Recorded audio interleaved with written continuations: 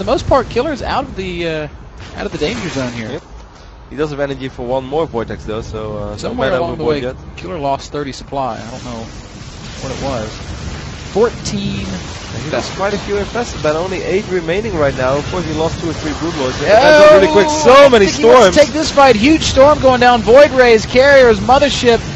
Very slow Broodlords trying to run for their lives, but I don't think that's going to work. A huge fungal. That's like the biggest fungal I've ever seen in my life, but unfortunately, it's not going to do that much damage.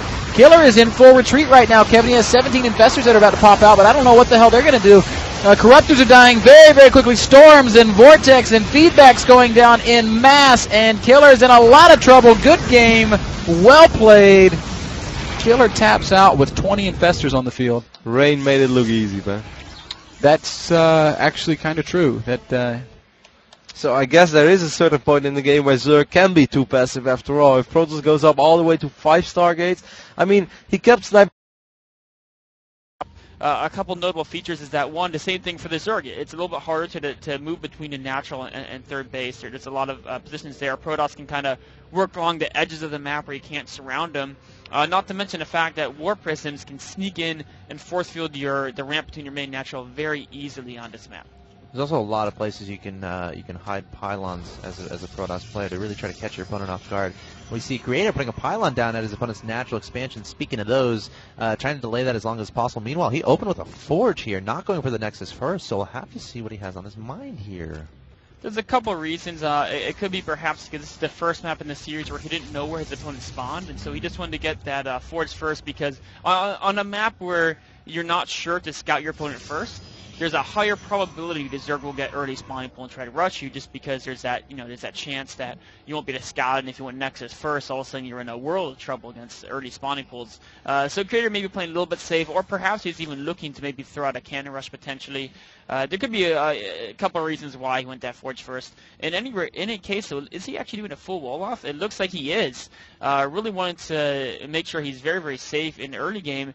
Also with a sneaky probe out there.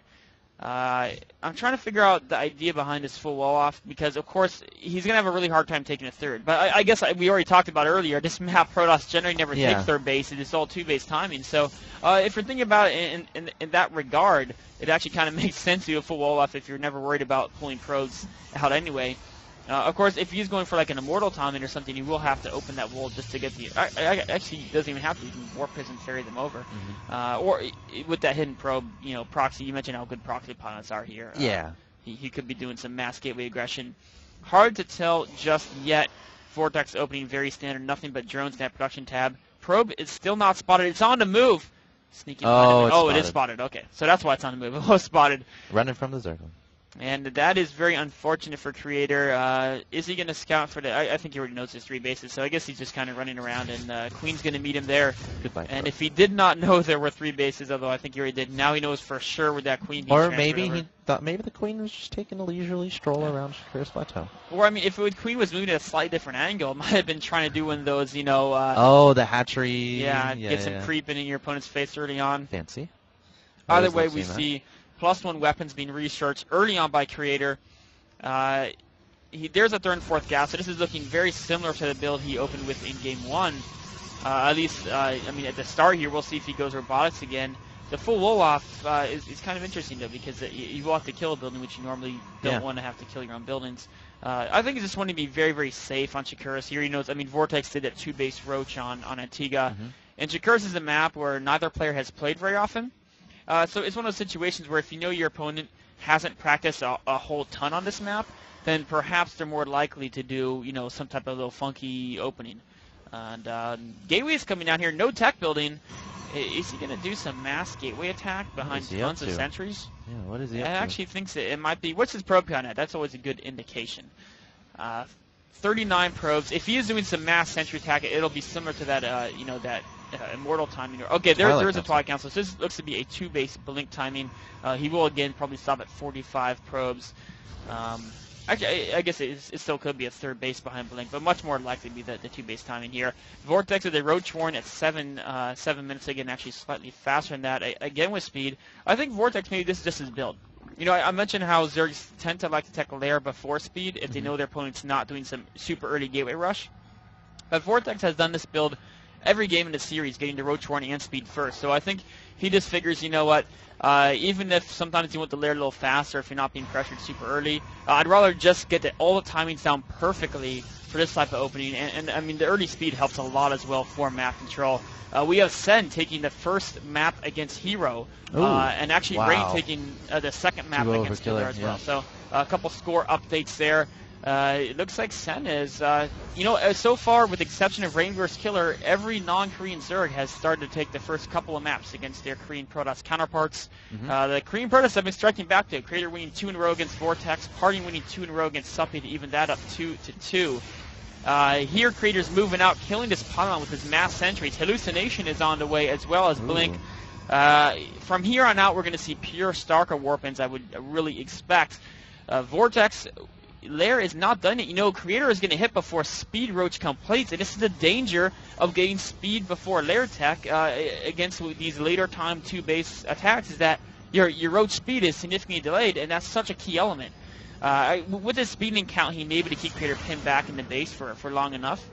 Creator with some Phoenix Scouts, I think he wants to know when to move out.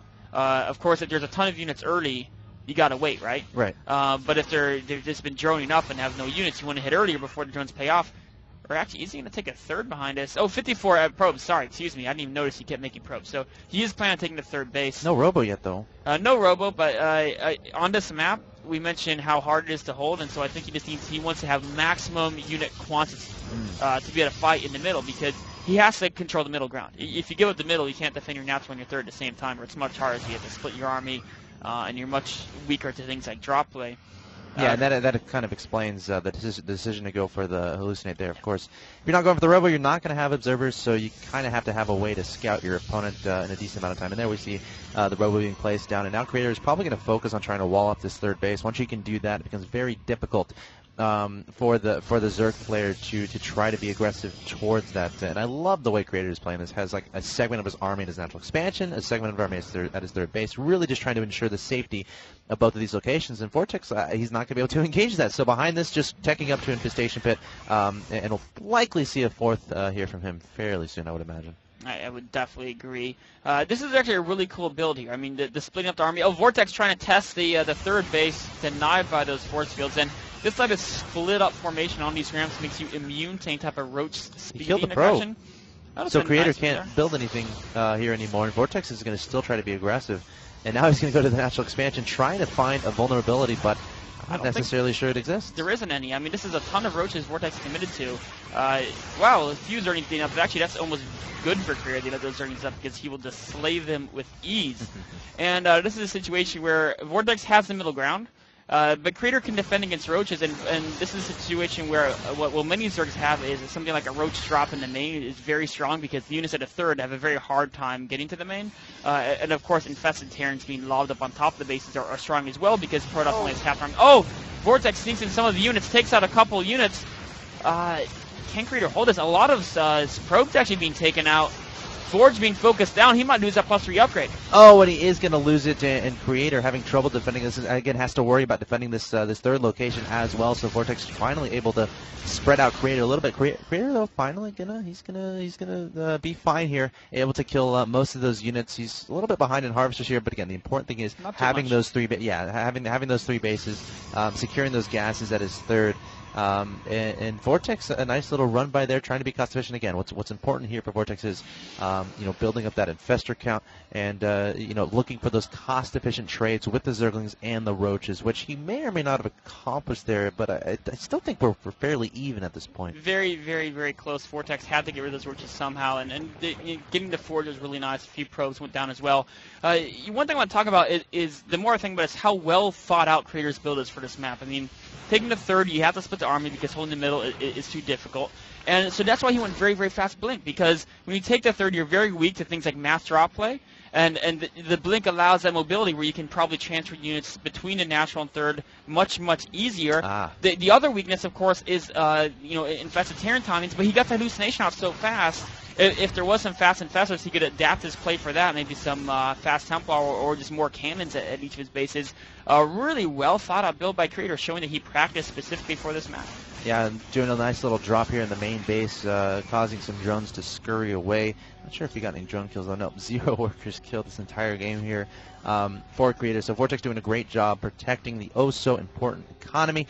Meanwhile, going to Spire and Hive. So he has Broodlords on his mind, and Creator saying, I want none of that. He's going to do this looks like an identical push to last game, to be honest. It is. Well, it's very similar. It's about, a minute later, but then, of course, Vortex's tech is later too. Both of them are delayed because of the way the early game worked out. Creator with a late third, a lot of Blink Stalkers. Vortix with that mass Ro8 attack. So the timing looks pretty much identical, just everything pushed back because of the way the map opened.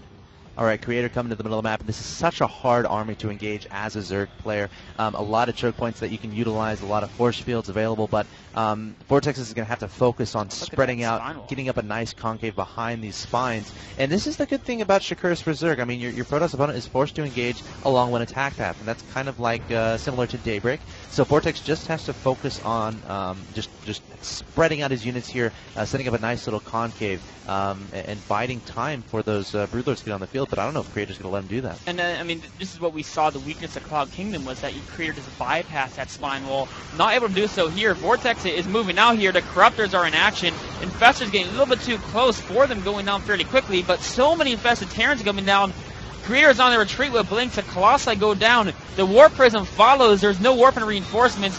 And Vortex is looking pretty good here. Still so many Stalkers on the field, though. And again, this is the weakness of getting all those Corruptors. They're not necessarily going to help him right now. And Creator continuing to charge forward here. Vortex running out of energy on the Infestors. Pretty much only has Roaches and Spine Crawlers. And Creator has the ability to just simply blink back the weakened Stalkers. Get up those shields back up. He's 1-2 on those upgrades. And now Vortex is going to be on the run, scrambling to try to get an appropriate unit composition to deal with this. He's got Roaches in production. Creator has a hard time reinforcing. His reinforcements are crossing the map almost there right now. The Blink Stalker count is huge, though. Vortex still 40 food ahead, although you mentioned a lot of that's into those Corruptors that aren't so useful.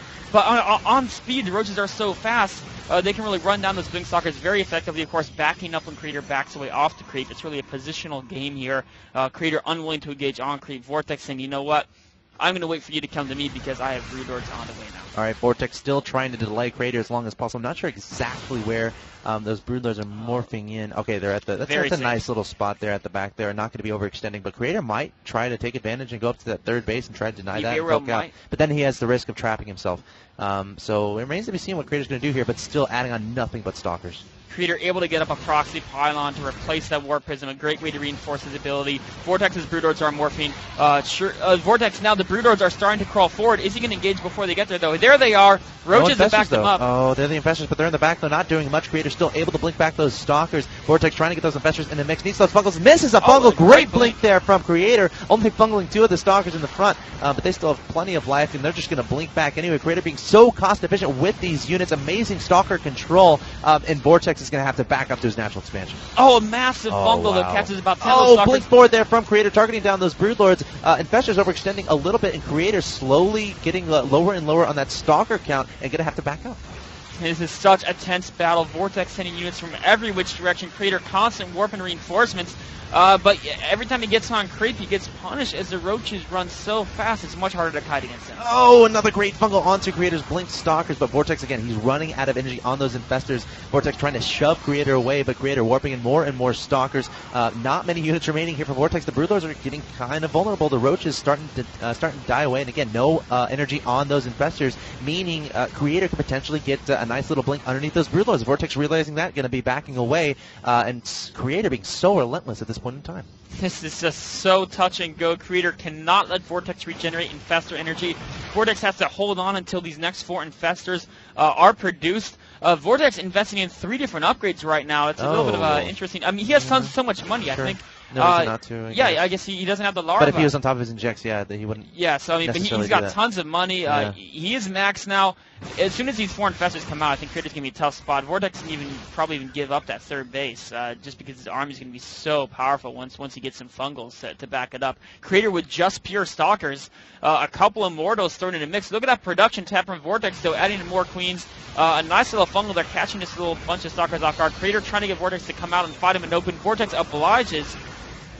Yeah, Creator trying to blink back those stalkers, sending a squadron up to the north. But here we go. He's going to try to blink underneath the Broodlords once again. There are 6 Broodlords here. Infestors trying to get down those fungal growths, and now throwing down a bunch of Infested Terrans. Vortix at 188 supply, and now Creator is on the run. Vortix saying, get out of here, man. I got too many units for you to deal with, and that's representative in those Infestors that just added into the army. But Creator is refusing to die. Great Blink Stalker micro, but he only has 3 bases behind this. Only 2 of them are mining. He's running out of reinforcements. He is, and Vortex is pushing him back. The Infestor count is getting larger and larger. These upgrades are nearing completion. Creator is starting to run out of steam. His main is mined out. His natural is probably running low. I'm going to take a look at that really quickly. See, okay, as natural's running low. Once that goes out, he'll be on 1 base economy. He cannot keep up these mass stock warpins. Oh!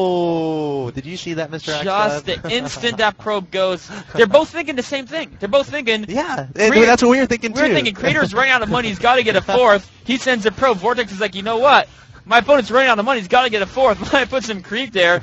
Wow. I mean, all these guys thinking just on the same lines. Just a beautiful game here coming out. But you know what? Vortex with that defense. 2-2 upgrades are going to complete. I mean, he's got a 5th base being produced. Creator's 4th has been delayed. The army, Vortex has a much more efficient army. With he's going to have like 10 Broodlords in a second here, I think. He's going to have 10 Broodlords, 10 Infestors.